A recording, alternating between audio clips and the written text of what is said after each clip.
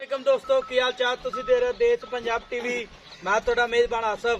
Number होंदा 0307 1076 965। यही WhatsApp number इमो number है। अज एक माशाल्लाह दूजे नमाज वीडियो लैके आया।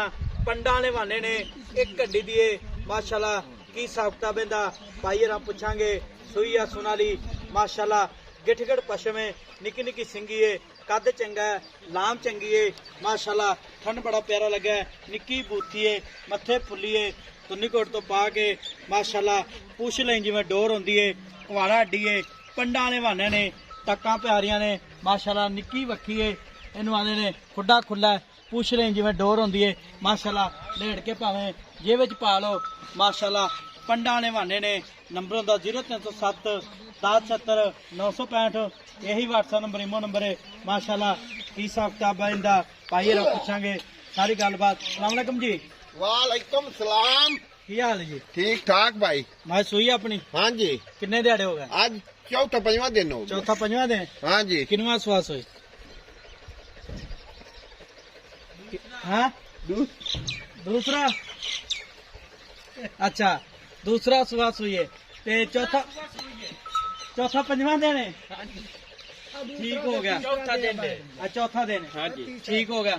ये थान चड्डी गारंटी अपनी गारंटी। कितना बोला कर दी? बोला मैं करती पे 13-14 किलो। 13-14 किलो। हाँ जी। बच्चे समेत बच्चे छड़ के ठीक हो गया। दूजा सुआ जैनमैन। दूजा सुआ जैनमैन ढिल्ली कोड़ी मैं जिवे ठीक आई। कद किड्डा मैं? कद मैं दे 5.5 फुट। प्योर नीली दी? प्योर नीली दी। डाका मैं जवे खड्डी मैं दी चेक कर। अच्छा बक्खी मैं दी चौंकला दी वेख माशाल्लाह। ठीक हो गया। हाँ चिट्टी सफेद अख में माशाल्लाह। ते एक मैला मुला सट के कितना दूध करे? मैला 60 ते मैं करती 16-17 किलो।